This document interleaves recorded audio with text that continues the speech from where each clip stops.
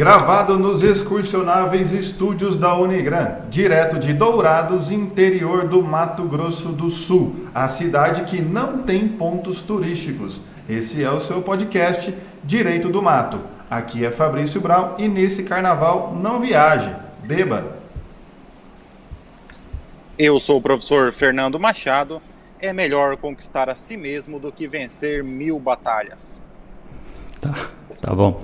Aqui é Vinícius de Almeida e, pessoal, quintou, evite o seu nome no SPC e Serasa e usar o seu réu primário. Pessoal, iniciamos aqui o nosso episódio agradecendo mais uma vez você, colega ouvinte aí que está acompanhando a gente, dando sempre esse apoio, essa força para a gente melhorar cada vez mais esse nosso podcast. Também não podemos deixar de agradecer à Unigran por oferecer esse estúdio sensacional, top de linha, e também a ajuda sempre necessária do mestre Paulo, que guia a gente aqui para tornar esse podcast cada vez melhor. E continue nos acompanhando em todas as redes sociais, especialmente Facebook e Instagram. Lembre de seguir o nosso programa no Spotify, de se inscrever no YouTube e clicar no sininho para receber notificação. E a cada vídeo deixe um like, compartilhe ele no WhatsApp, Telegram e todas as mídias sociais para que a sua família também seja um ouvinte. E se você tem interesse de adquirir a exclusiva caneca do Direito do Mato, ela está à venda no supermercado Dois Irmãos, e também, se você quiser receber no conforto da sua casa, pergunte-me como. Gostaria de registrar aqui que eu e o Vinícius estamos sentindo um pouco de inveja, porque o professor Fernando está agora diretamente de um local que ele não pode dizer onde é, mas fica no litoral brasileiro e está tomando agora uma caipirinha de saquê com mirtilho, então está meio exibido, e nós aqui tomando café sem açúcar. Pois é, o professor Fernando está exercendo um direito de fazer inveja nos outros. Eu exerci meu direito de ir e vir, né? Uma dica, né? Na pandemia o pacote fica mais barato, né? Que as pessoas têm um pouco mais de receio de viajar, mas tomando todas as cautelas necessárias, com todos os protocolos de biossegurança, posso dizer que eu estou muito feliz em estar tomando uma caipirinha de caju aqui em Porto de Galinhas. Tá certo. E não podia ser diferente o tema de hoje que nós vamos tratar, aproveitando que o Fernando está turistando, vamos falar sobre o direito dos turistas, não é isso mesmo? Vai aproveitar esse formato diferente que a gente está testando aqui e esse tema que seria interessante para a gente tratar. E assim, quando a gente tem essa possibilidade de dar uma turistada por aí, nós podemos acabar ficando sujeito a diversas situações. Principalmente porque a gente acaba, em especial, assumindo uma posição de consumidor. E aí, por causa disso, nesse episódio, a gente vai trazer algumas possíveis situações infortunas que o turista ele pode se submeter durante esse período que, na verdade, ele espera aproveitar. E com qual tema a gente pode começar aqui a conversa já? Vamos começar, se alguém for viajar de avião, né, e perder o voo. Por conta do atraso na companhia, como é que funciona isso? Então, olha só que interessante. Quando você planeja as suas férias, fica lá meses pensando onde ir, meses economizando, para chegar na hora H, o cara chega lá, perde o voo em decorrência do atraso. Bom, para a gente começar a falar sobre essa perspectiva do atraso do voo, o primeiro ponto interessante é o seguinte, pessoal. Fica fácil da gente observar aqui que é uma relação de consumo. Afinal das contas, as companhias aéreas elas prestam um serviço como fornecedor e nós, quando compramos um bilhete, compramos um ticket e tal, nós, esperando utilizar aquele serviço, encaixamos na figura de consumidor. Então vamos falar, chegamos lá, esperamos a viajar, mas há um atraso, e ainda mais um atraso injustificável do voo. Cabe dano moral? Cabe. Dano moral? Atraso injustificado. Essa é a pergunta, né? Responde, Fernando. Não é pergunta mais retórica, cara. Quando eu faço a pergunta retórica, vocês respondem, né, pô? Mas quando eu faço a pergunta mesmo... Deixa eu só fazer uma observação. Eu estou me sentindo aqueles correspondentes do Globo News, né? É quase que uma Miriam Leitão aqui, né, numa versão a versão mais turística, né? Estou me sentindo assim, a chamada. Espero que o Paulo esteja fazendo aquele jogo da tela eu esteja aparecendo agora na tela, né? Porque se eu não estiver aparecendo fica chato, né? Eu seria tipo só o Lombardi, né? Só aparecendo a voz ali no programa. Mas vamos lá. A nossa principal questão, então, existe dano moral quando há o atraso no voo? Bom, nesse ponto, nós temos que analisar aqui uma questão interessante. Houve uma mudança no entendimento do STJ, e essa mudança, ela pressupõe que a indenização por danos morais nos casos de atraso, que ela dependa da comprovação de um dano efetivo e específico, que não seja apenas o mero atraso. Por exemplo, estou lá esperando o meu voo, estou lá no aeroporto internacional de Amambai, o aeroporto Pedro Manweiler, estou lá esperando o meu voo, e o meu voo ele atrasa 1 hora. Evidente que eu tive ali um dissabor, um infortúnio, mas não necessariamente o atraso do voo vai importar em uma indenização por danos morais, segundo o atual entendimento do Superior Tribunal de Justiça. Isso aí é interessante, que, aproveitando aí a fala do Fernando, o entendimento atual do STJ é justamente não reconhecer a configuração do dano in re ipsa, que é justamente essa ideia do dano moral presumido, ou seja, aconteceu a situação, presume que há dano moral. Nesse caso, o STJ fala que o atraso do voo não é esse tipo de situação. E isso, gente, ele é tão consolidado, a gente pode começar a dizer, no direito brasileiro, que houve uma alteração no Código Brasileiro de Aeronáutica, CBA. Olha só, existe esse código. E essa alteração que aconteceu no ano passado, acrescentando o artigo 251A, vai justamente positivar esse entendimento do STJ, de que não cabe dano moral presumido nas hipóteses de atraso de voo. Olha só a redação do artigo 251A. A indenização por dano extrapatrimonial em decorrência de falha na execução do contrato de transporte, aqui que está o negócio, fica condicionada à demonstração da efetiva ocorrência do prejuízo e de sua extensão pelo passageiro ou pelo expedidor ou destinatário de carga. Então aqui a gente tem um alinhamento entre jurisprudência e também norma, lei. Não cabe dano moral presumido. Então, se você se submeteu a essa situação de atraso de voo, você vai ter que demonstrar que nessa situação resultou em um dano a você. E dano material nesse caso? Da impossibilidade do voo, do evento que ele iria não existir mais, porque já que ele não pôde pegar naquele horário, ele perdeu o evento, né? E aí devolver a passagem, nisso cabe? Digamos, você vai para um show, é turismo, você vai para visitar um show tal e etc. Atrasa o voo e você acaba perdendo o evento. Nesse caso, a empresa teria que devolver o valor da passagem em virtude do atraso? E quem vai responder? O Fernando travou. Oi? Voltei. Você tinha caído, Fernando? Tá tudo bem aí? É um corda de São Paulo me ligando aqui. Tá gravando, mas tudo bem. Perdão, espero que o Paulo corte essa parte. Uma ligação indesejada com o prefixo 011 aqui no meu celular, né? Mas a gente entendeu a sua indignação. A gente compartilha da indignação. Eita, essa live vai ser boa. Tá, mas voltando, caberia dano material, então, em decorrência do atraso do voo, o que no final das contas o artigo 251A do Código Brasileiro de Aeronáutico vai se referir ao dano extrapatrimonial. Que seria o dano moral. Do dano material, sim, em virtude do atraso, a empresa, como o serviço não foi prestado, ela tem que devolver o valor da passagem ou então fazer a remarcação para outro dia. Inclusive, empresas aéreas têm aquela questão de fornecer alimentação, se vai haver um atraso muito grande, independente da questão, ou hospedagem. O lugar onde a pessoa pode dormir, possa se hospedar. Aqui nesse ponto, professor Fabrício, aí nós temos a resolução 400 da ANAC, que ela vai estabelecer quais são os mecanismos de atendimento ao consumidor em caso de atraso do voo, né? Então, atraso de até 1 hora, o consumidor tem direito à comunicação, por exemplo, internet ou ligação.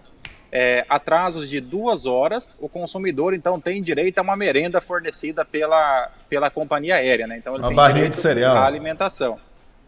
Uma barrinha de cereal, um café ali, aquele café que a Gol dá, né? Que é usado como solvente industrial. E acima de 4 horas, ele tem direito à hospedagem, né? Então, ou seja, ali o hotel ou alguma outra forma de hospedagem que a companhia aérea possa fornecer para o consumidor em caso de atraso excessivo. Isso é no caso de atraso. E se a pessoa chega um dia antes para pegar o voo, o que faz? Não faz? que Se a pessoa chega um dia antes, aí é responsabilidade da pessoa, não? Ela chegou antes apenas porque quis? Não, fazer o check-in. Eu vou contar uma história que aconteceu comigo, mas só para contar, né? Em 2012, eu cheguei no aeroporto de Campo Grande com a família, né? Com as malas, tudo bonitinho, para pegar um voo para Porto Velho. Eu, a esposa e as crianças. E no guichê falou, não, mas não tem nenhum voo, vocês não estão no voo, não tem voo. Aí eu olhei, imprimi, eu cheguei um dia antes no aeroporto, era dia 21 de dezembro só.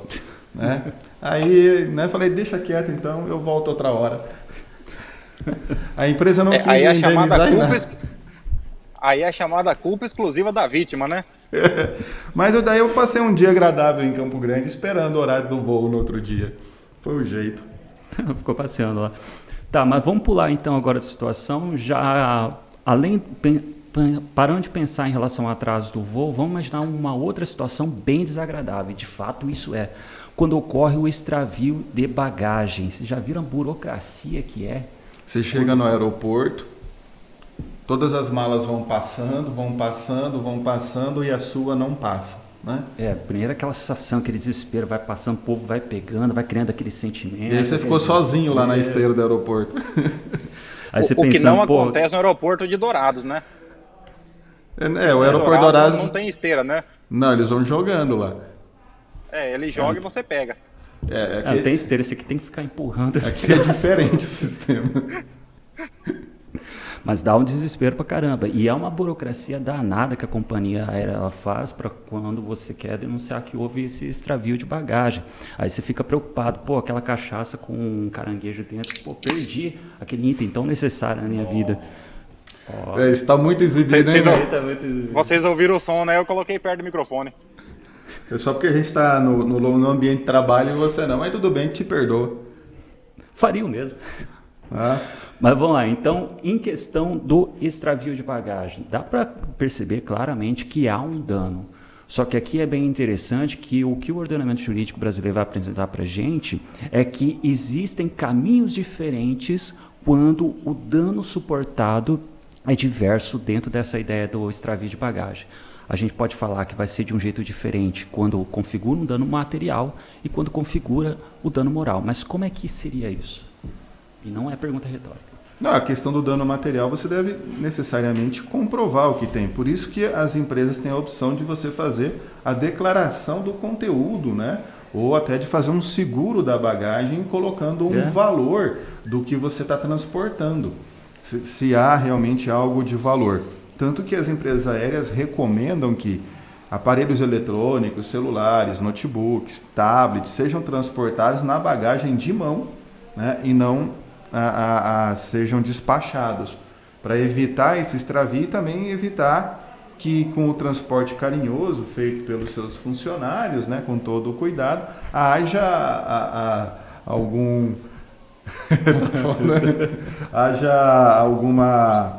avaria nisso, né? Então a dificuldade é você demonstrar o que tinha lá dentro, né? Daquela bagagem para ter um valor desse dano material para você poder, porque o dano material é aquilo que se perdeu, né? Aquilo que se extraviou realmente. Isso é bacana que a gente não tem esse costume, né, cara? De deixar anotado item por item, assim, o que a gente deixa na nossa bagagem. Outro costume que a gente Eu não tenho esse costume porque você teria que ter algo de valor, né? Como eu não tenho, então não faz diferença, né? Não vou colocar na declaração um par de chinela havaiana, uma camiseta da Hering. Aí é melhor não colocar. Outra coisa também interessante é a questão do seguro viagem, né? Outra coisa que a gente não tem um costume.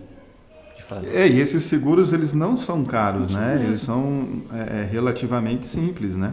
E o dano material, a questão aqui, que nós temos que analisar. Se você vai de férias, chamada, né, domiciliar, né, voo nacional, saindo aqui do aeroporto do Cerrito, né, na Grande Dourados, e desembarcando em algum lugar do litoral brasileiro, é um voo doméstico. Então, nós vamos usar como a legislação, o Código Nacional da Aviação, e o Código de Defesa do Consumidor.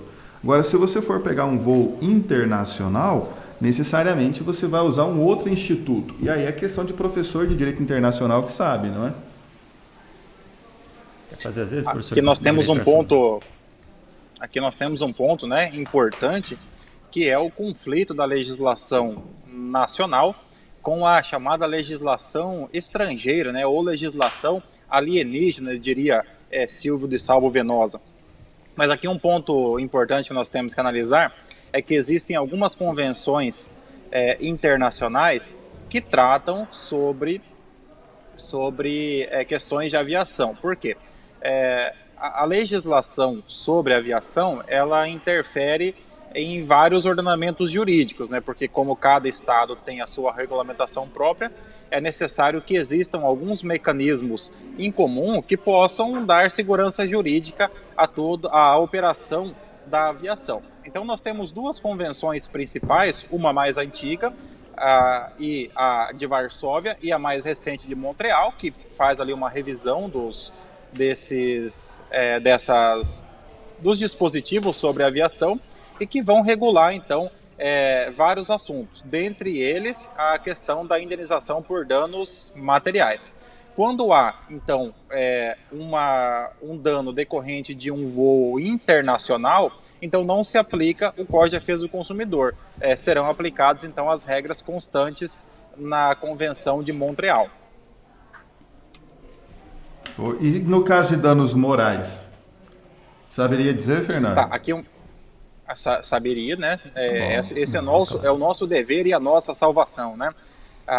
No que se refere aos danos morais, aqui é um ponto importante.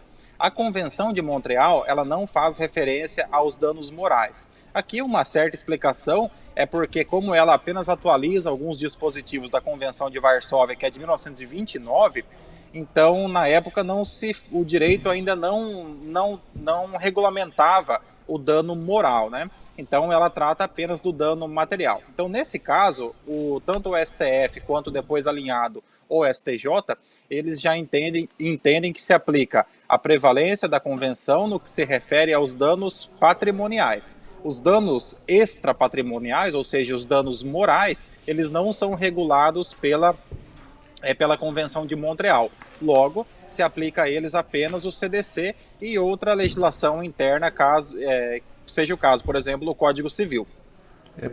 Por que dessa diferença de utilizar dois institutos? No que eles são tão diferentes, o Código Consumidor e o Tratado de Montreal e Varsóvia?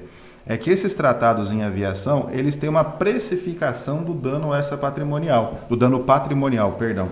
Então, o dano material ele é precificado. A não havendo uma declaração de bagagem do conteúdo, há um limite máximo a ser pago nesses voos internacionais.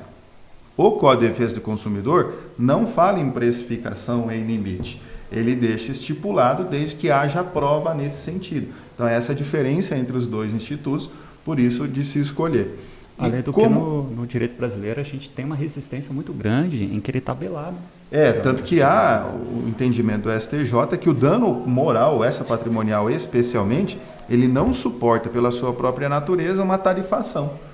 Você não vai tarifar o sofrimento da pessoa. E aí, geralmente, essa pessoa acha que ela sofreu demais, o judiciário acha que ela sofreu de menos ou teve um mero aborrecimento, ou seja, nem sofreu. Mero de sabor. Não, um mero de sabor. Então a gente já falou quando você pega uma... Oi, diga. Aqui nós poderíamos também invocar o Instituto dos Conflitos de Normas, né, que nós poderíamos utilizar aqui. Aquilo que nós aprendemos lá em Introdução, Estudo do Direito, ou Teoria Geral do Direito, que se refere à antinomia de normas, né? Então nós temos aqueles critérios, critério cronológico, critério da especialidade. que vão regular ali, o conflito de normas. Nesse caso, os tratados internacionais comuns, como esse de Montreal, ele é recepcionado no direito brasileiro no mesmo patamar das leis ordinárias, das leis comuns. Por quê?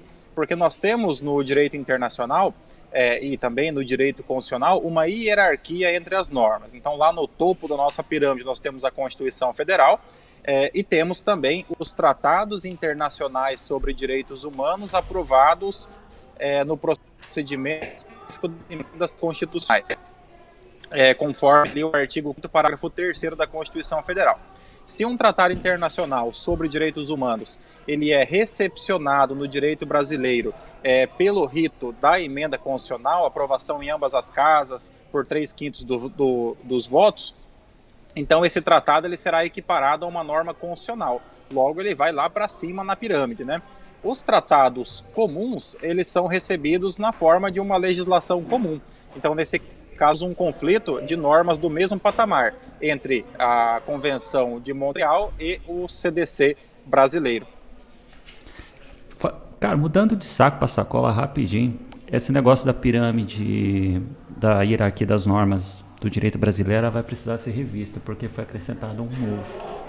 Não é aqueles memes lá de brincadeira, não. Realmente tem, na minha interpretação, tem uma nova norma, já existia, só que acho que agora ela veio para ficar e vai obrigar a gente a revisitar isso aí. É o que a gente chama de emendas avulsas, que são emendas constitucionais que não alteram a Constituição. Aquele parágrafo dos tratados lá? Se já tinha uma emenda, uma das primeiras emendas. Cara, a gente tá fugindo do assunto, mas daqui a pouco a gente volta. Eu tô vendo. Eu não tinha nem roteirizado isso. Tá não, difícil. Começou, agora termina, né? Ano passado teve 2 emendas, se não me engano. Alegou, tem que motivar. Teve a emenda 106 e 107, se não me falha a memória, que fala sobre a forma de atuação do governo brasileiro contra a pandemia, né? E as eleições municipais. Só que essas 2 emendas não alteraram a Constituição. E olha que bacana isso. Agora a gente tem... E não são as primeiras. Essa aí, se não me falha a memória, é a 4ª e a 5ª vez que o Brasil usa Mas não enfiaram nem dentro da DCT? Não. São emendas constitucionais que não alteram a Constituição. Brasil, né? Brasil inovando, né? A gente não é fácil, né? Nova pirâmide aí, revisitado. Tem que estudar tudo isso. Mas isso aí, quem sabe... Vai cair na OAB, viu, gente? Vocês estudam então, agora, isso aí. A pirâmide... Na prática, a pirâmide normativa do Brasil agora tem uma edícula, né? Tem. Na parte da Constituição ali, a gente faz uns barradinhos pro lado para explicar melhor. O que fortalece a ideia do bloco de constitucionalidade. Mas quem sabe se é um tema aí para um próximo episódio, né? Porque quando fala constitucional, o negócio vai. Mas vamos lá. Como deu para perceber, a vida do pobre não é fácil, né? Tem que já enfrentar a questão do atraso, o extravio, só que desgraça pouco não é suficiente. É perrengue chique, né? Você está viajando de avião, você não pegou um Queiroz para Campo Grande, né? É um perrengue chique aqui, então é um pouco diferente. Bom, mas continuando esse avançar de desgraça, a gente pode comentar sobre o cancelamento do voo. Imagina a situação, você lá com sua passagem, contando os dias, minutos e segundos para começar a tua viagem, chega lá, a companhia, cancela teu voo. E nesse caso, cabe dano moral? Cabe dano material? Diz aí, Fernando. Nesse ponto, aqui é necessário analisar duas questões, né? Esse cancelamento, ele ocorreu por algum motivo de caso fortuito ou força maior, ou se ocorreu o cancelamento por mera conveniência da empresa, né, que são situações distintas. O prestador do serviço de aviação, ainda que privado, ele presta um serviço público. Desse modo, o serviço, então, ele é regido pelos princípios que regem a prestação do serviço público, dentre eles a segurança, a efetividade e a continuidade, né? Então, se houve um cancelamento do voo por mera conveniência da empresa e a empresa não forneceu para o consumidor nenhuma outra possibilidade de correção desse atraso, é sim passível de indenização ao consumidor. Então, a gente pode falar que o cancelamento do voo, sem a apresentação de justificativa, ao consumidor, ele configura, então, essa prática abusiva. Porque, como o Fernando comentou, não dá para não considerar o transporte aéreo como uma prestação de serviço público, que é delegado aí às empresas particulares. E sabe uma situação de cancelamento também que é interessante? Que é naqueles casos de voo de conexão. Você tem decisões do STJ que ele vai dizer o seguinte: não pode a companhia aérea cancelar de forma unilateral e, portanto, arbitrária um voo de conexão quando o passageiro ele perdeu o primeiro voo.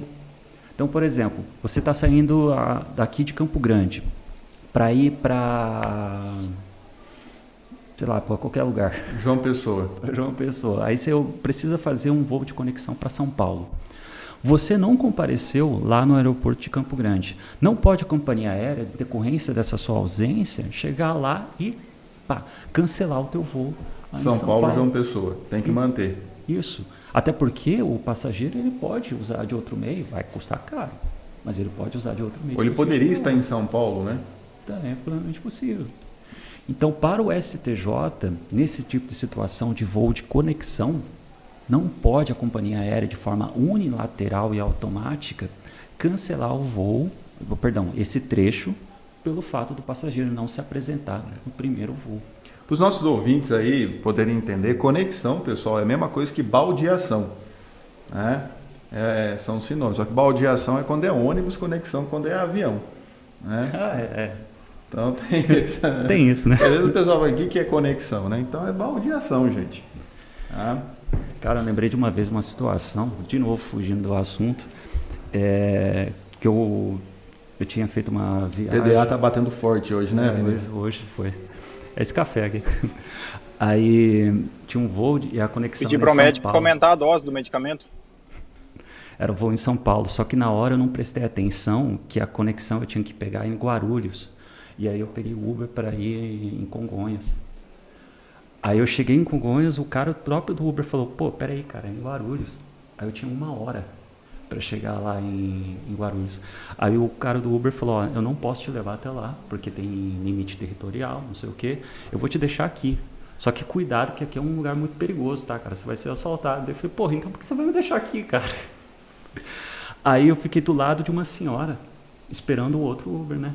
Só que a senhora estava me olhando estranho, e eu estava olhando estranho para ela. Daí a gente não sabia se os dois um ia assaltar o outro, o que ia rolar no negócio. Só que daí chegou o cara, rapaz, a gente, foi um pau só e consegui chegar. A moça lá do aeroporto gritando meu nome umas 50 vezes. Puta da vida, quando eu cheguei, eu correndo, todo saltitante, feliz, a moça me olhando assim, tá? Filha da mãe. E dura quando você entra no avião, né? Todas as 100 pessoas também te olhando, muito agradável. Todo mundo assim. Você tem um passageiro, aí chega o Douradense lá, todo suado. Pior. Carregando a garrafa do tereré junto.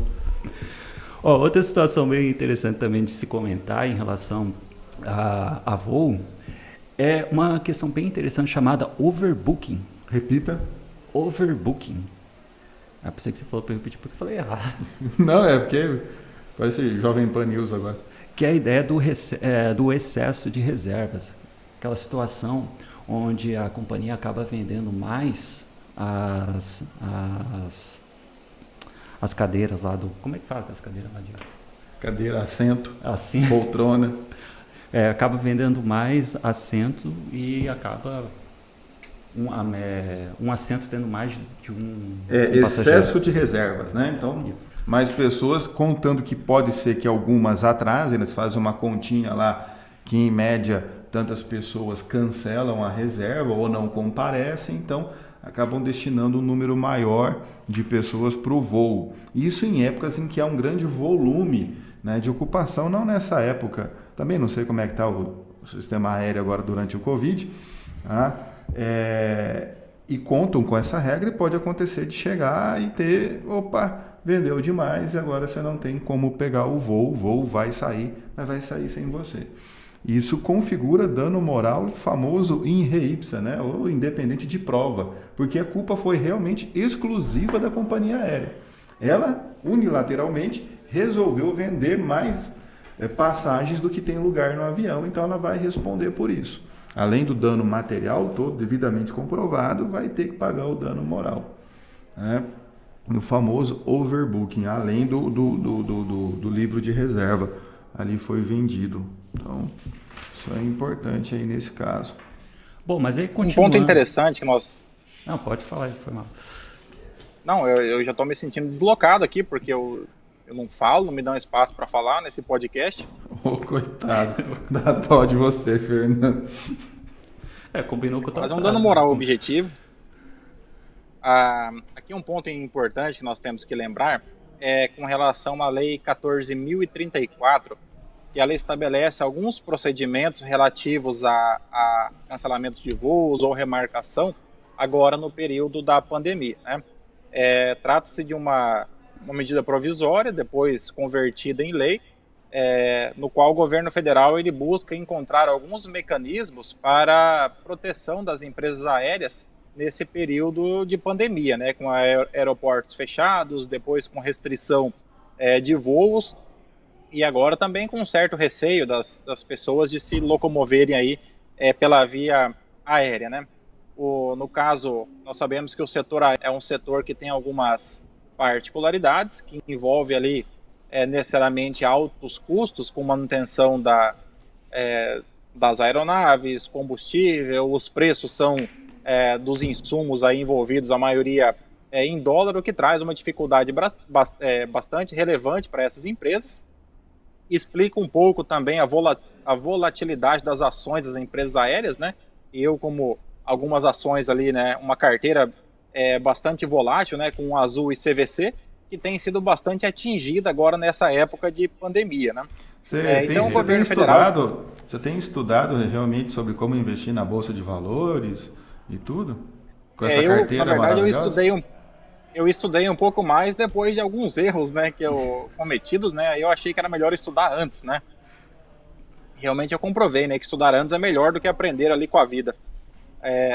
Então essa lei ela vai trazer algumas alterações. Por exemplo, a possibilidade de que caso o consumidor queira fazer o cancelamento da viagem, então ele tem a possibilidade de pedir o reembolso, ali sujeito a multas e penalidades contratuais, ou ele tem a possibilidade de gerar um creche para que ele possa remarcar o voo no prazo de até 18 meses. E aí a garantia é que no caso da remarcação do voo, ele não sofra nenhum tipo de desconto ou penalidade no valor. Então, um exemplo prático, né?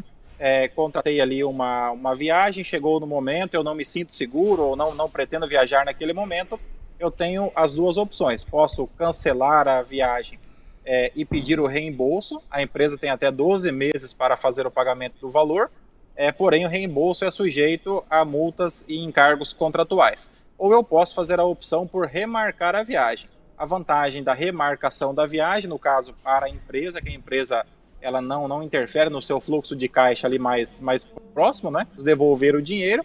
E para o consumidor, então, ele não vai sofrer nenhum tipo de penalidade. E poderá, então, ele tem até 18 meses para remarcar a sua viagem. Cara, que bacana, 18 meses, então ampliou o período que vamos dizer assim, na normalidade, né? Que acho que é só um ano, né? 12 meses. O prazo redondo de 12 meses e essa norma, ela atinge as passagens até 31 de outubro de 2021, né? Que é o período aí que espera-se que a pandemia esteja superada. Eu não sei se é a mesma lei, mas tem uma lei específica também para eventos, né?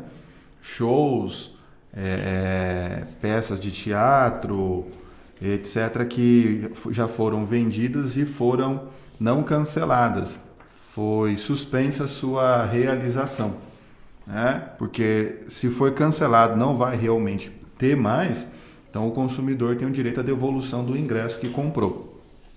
Se foi somente adiada a realização, então o consumidor não tem o direito ao reembolso, e tem que aguardar a realização então do evento. Essa é a função. E também a finalidade foi uma medida provisória depois convertida em lei. A finalidade foi não quebrar o setor de eventos que já tivessem vendidos para shows e etc., depois terem que devolver esse dinheiro e não poder prestar o serviço, e tanto que é o setor que foi mais atingido. Eu sei disso porque eu estou aguardando a realização do show do Kiss em novembro desse ano, né, que era para ser em maio do ano passado. Então, eu acho que até lá pode ser que algum dos velhos morra, né, de Covid, mas se eles não morrerem e ainda quiserem vir para o Brasil, né, eu vou no show, porque eles não vão me devolver o dinheiro até lá.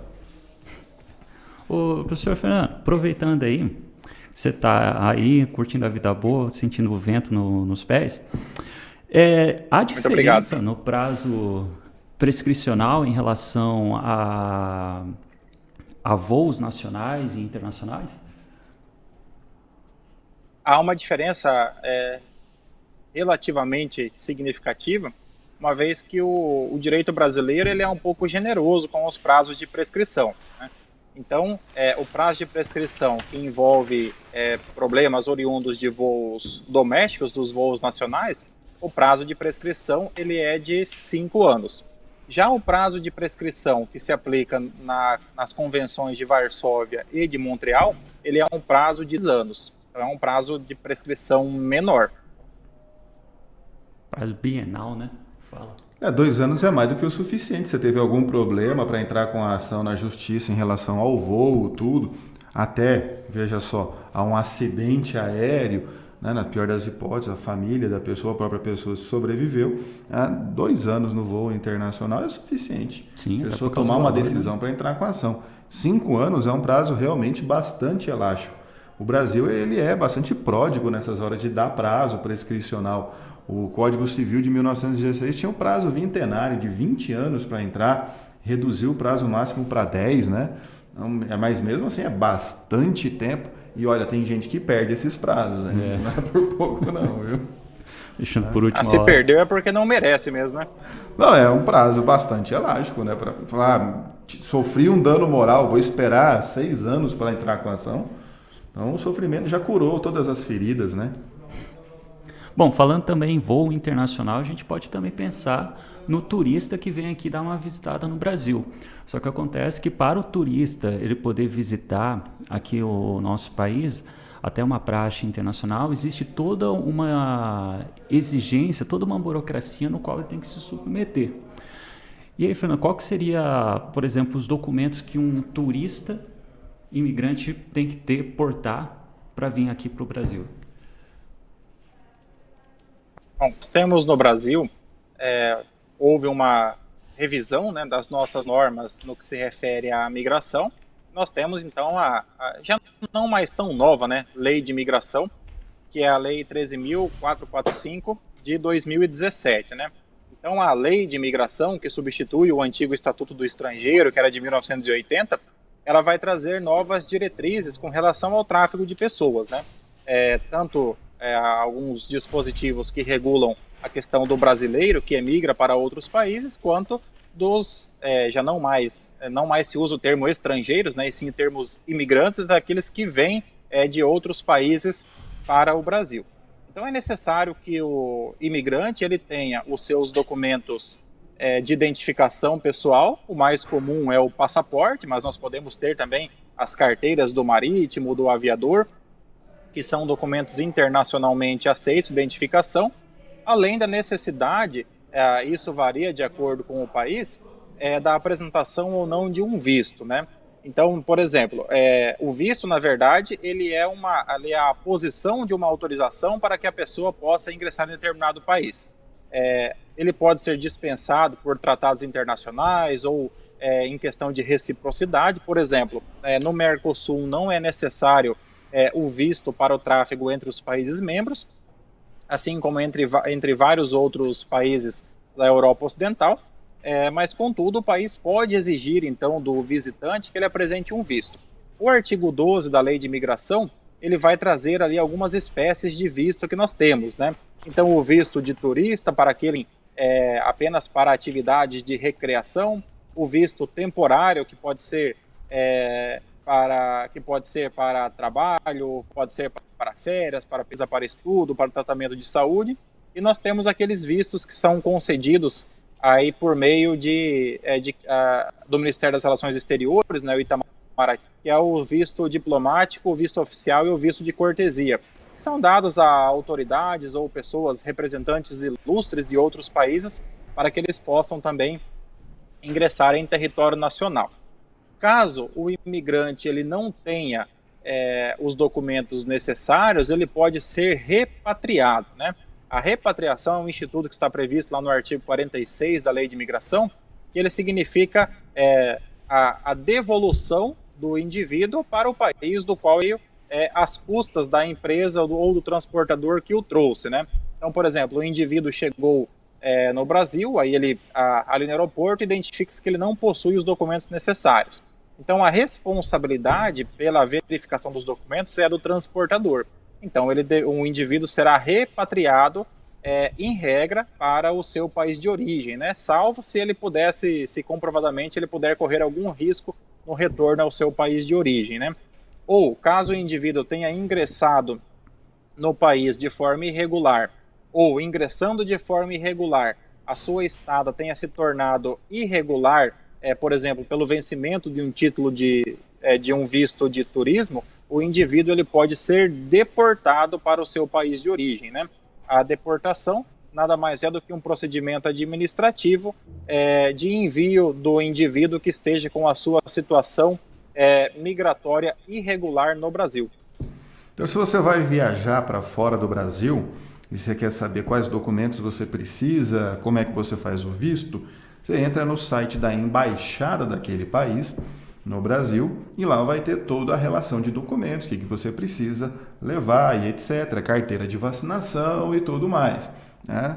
Alguns países do mundo exige que você esteja vacinado, não só para o Covid, mas para outras doenças também, para poder adentrar naquele solo. E no Mercosul basta a sua carteira de identidade, né? Não adianta a CNH. E alguns países também, eles não querem que você vá, né? Como é o caso, por exemplo, de Estados Unidos e Canadá com relação aos latino-americanos, né? Então, os países eles podem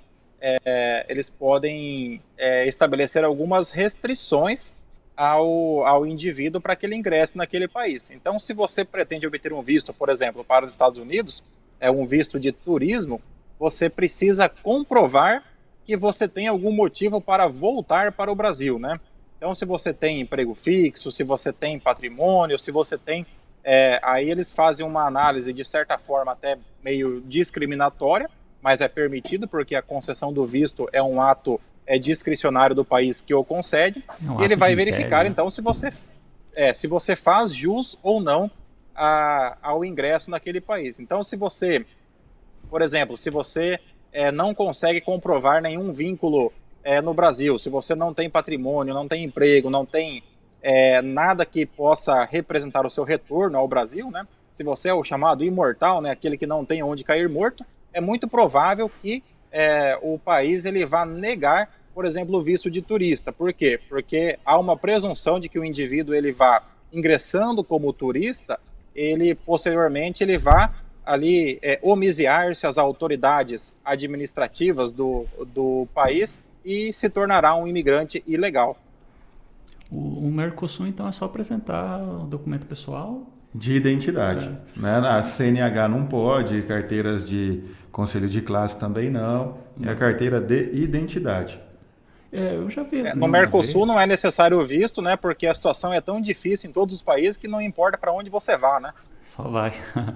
Eu vi uma vez que tinha uma pequena burocracia em relação ao veículo. Por exemplo, o veículo, você, salvo o melhor juízo, né? você precisa de seguro. O veículo precisa ser seu, né? Ser seu e ter um seguro de viagem, né, internacional. Isso é necessário para você transitar em alguns países aqui da América Latina. No nosso país irmão aqui, para transitar ali em Pedro Juan Cabaleiro, você não precisa, não. Tá liberado ali. Se você quiser qualquer coisa, põe um adesivo de uma faculdade de medicina que fica mais tranquilo. Aqui nós temos Deixa eu entrar no assunto mais uma vez, aproveitando aqui, já que o professor Fabrício falou do nosso município irmão de Pedro Juan Cabaleiro. Aqui nós temos, na lei de imigração, um instituto interessante que é o chamado residente fronteiriço. que é a possibilidade de concessão de um documento para que aquelas pessoas que, por exemplo, em cidades irmãs, como é o caso de Ponta Porã no Brasil e Pedro Juan Caballero no Paraguai, para que a pessoa possa ter autorização para transitar pelas duas cidades, ou para que ela possa trabalhar, ou que o seu filho possa estudar em uma das escolas. Então, o residente fronteiriço é um instituto novo no direito brasileiro que permite que haja uma identificação específica para as pessoas que vivem nessa situação aí de trânsito diário entre um município e outro. Beleza. Prometo não falar mais. Bom, agora aí continuando essa análise aí de pequenos perrengues que você pode passar como um turista, uma outra situação que vale a pena a gente comentar é se, por exemplo, você vai e aluga uma casa para temporada e tal, por meio de aplicativos como o Airbnb. E aí vem aquela questão, e se der problema, e se der BO no negócio lá, como é que cabe? Qual seria a responsabilidade, por exemplo, de quem fez a oferta a você? Como é que fica? É retórica essa pergunta ou a gente responde? Não, bom. Deixa eu começar então aqui já falando. Antes da gente começar a querer apontar o dedo e identificar de quem cabe a responsabilidade se algum problema acontecer lá naquele imóvel, vale a pena comentar aqui que existe uma discussão jurídica sobre como é que eu posso classificar, juridicamente falando, esse contrato que tem no Airbnb. Você vai lá no aplicativo, encontra um imóvel que você quer ficar, ou até um cômodo, né, onde você quer ficar e fica lá por dias ou então horas. Existe uma divergência sobre qual lei vai regulamentar essa relação jurídica que você acaba celebrando dentro desses aplicativos. Você tem gente que vai defender que nesse tipo de situação, quando você contrata esse serviço por meio desse aplicativo, você vai aplicar a lei de locação. Isso porque a própria lei de locação vai dizer, olha, no seu artigo 48, que é possível a locação de edificação urbana desde que não ultrapasse o prazo de 90 dias. Essa é uma interpretação que o pessoal tem. Fica classificado como locação para temporada, né? Só que tem gente que defende também que não se aplica a lei de locação, aplica uma outra, que é a Lei 11.771 de 2008, que trata sobre o Plano Nacional de Turismo e o setor de turismo de um modo geral. Porque ele vai dizer que esses contratos que você celebra, por exemplo, com a Airbnb, na verdade é um contrato de hospedagem. Seria quase como um contrato de hotelaria. E ela consegue encaixar nesse conceito aí de você até alugar não a casa, mas o cômodo. É verdade. E se você aluga só o cômodo, né, você está usando um pedaço do todo. E também a possibilidade de você não alugar um dia, mas também apenas horas. E aí, essa lei 11.771, no seu artigo 23, ele vai apresentar uma definição legal do que seriam esses meios de hospedagem, onde, para quem defende, se encaixaria essa situação do Airbnb. Aí o pessoal que defende que tem que aplicar essa lei, na verdade, vai até dizer, olha, primeiro, a lei de locação, e é óbvio, né, não conseguiu prever que a gente chegaria a um ponto de poder negociar por meio desse aplicativo, que é justamente você alugar por hora, por dia, por cômodo, etc. e tal. E segundo, é que o Airbnb ele tem uma dificuldade de você conseguir conciliar esse contrato que você está celebrando e o direito dos condôminos. Tanto é que é uma questão que está sendo discutida no STJ. É porque alguns condomínios passaram nos seus estatutos, nas suas convenções de condomínio, a proibir locação para temporada, a proibir locação pelo Airbnb. Já outros que são construídos já em regiões praianas, já turísticas, eles permitem isso porque as pessoas que compram justamente para alugar para temporada, né? E outros não, porque nunca foi para temporada, né? Alugava como locação residencial, mas não para temporada, que dá uma diferença substancial da pessoa estar morando em ânimo definitivo no imóvel ou de estar passando alguns dias ou horas naquele imóvel em relação ao cuidado com a área comum ou com o próprio bem. Por isso, alguns condomínios proibindo esse tipo. O STJ está agora definindo se o condomínio pode, na sua convenção, colocar essa proibição, porque é uma limitação ao direito de propriedade. Mas é uma propriedade incomum, então todo mundo aí tem um pouco de razão, não é? E o interessante é que no próprio site do Airbnb eles falam que é lei de locação. Então olha só que interessante isso aí. Então eles já se filiam justamente nessa primeira posição. É porque eles não querem ser classificados como hotelaria, porque daí eles teriam que ter alvará de funcionamento em cada casa, em cada não sei o que, como hotel. E fiscalização da municipalidade, da vigilância sanitária e tudo mais. Então um jeito de você não precisar disso é você classificar como locação para temporada na lei de locações. E essa lei que eu comentei, essa 11.771, como eu falei, ele apresenta uma definição legal lá no seu artigo 23. E olha só que interessante que é a definição. Consideram-se meios de hospedagem os empreendimentos ou estabelecimentos, independentemente de sua forma de constituição, destinados a prestar serviços de alojamento temporário, ofertados em unidades de frequência individual e de uso exclusivo do hóspede, bem como outros serviços necessários aos usuários, denominados serviço de hospedagem, mediante a adoção de instrumento contratual, taxa expressa, cobrança diária. Ou seja, cara, realmente vai ser uma coisa que o STJ vai ter que definir mesmo. Qual lei, no final das contas, vai ter que ser aplicado, porque são conceitos que se aproximam demais. Vai ser divertido. Não, divertido não é. Vai ser interessante a gente acompanhar isso. Tem muita coisa mais divertida que isso, né? Direito civil raramente é divertido, né? Divertido é tratado internacional, né, Fernando? Bom, pessoal, mas é isso que a gente podia apresentar, alguns pontos envolvendo a situação de turista. Veja que tem bastante coisa que dá para discutir e que não está ainda consolidado. Tem muita coisa que dá para se desenvolver. Então, pessoal, agradecemos aqui mais uma vez por você estar acompanhando a gente no nosso podcast, enviando as sugestões para a gente aprimorar cada vez mais nosso programa. Agradecer a Unigran e agradecer também ao Paulo por estar conduzindo aqui esse trabalho. E valeu! Aí, se quiserem falar... Irmãos e irmãs, chegamos ao final de mais um episódio do podcast Direito do Mato, né? Esse é um episódio especial porque um dos membros gravou no formato EAD, né? Fico feliz que tenha sido eu e que eu esteja aqui onde eu estou agora, né? Não desmerecendo meus colegas aí do estúdio, né? Em Dourados, Mato Grosso do Sul. Mas aqui fica o nosso agradecimento mais uma vez a você que nos ouve, a você que nos segue nas redes sociais, a você que interage conosco aí e nos ajuda a levar esse projeto sempre adiante. Então fica aqui o nosso muito obrigado e o nosso pedido, caso você não siga ainda, para que você siga nas redes sociais e principalmente que inscreva-se no YouTube para receber os episódios e os cortes sempre que nós postarmos. Muito obrigado. Curta, comente e compartilhe. Tenham todos uma ótima semana, um grande abraço e sejam felizes.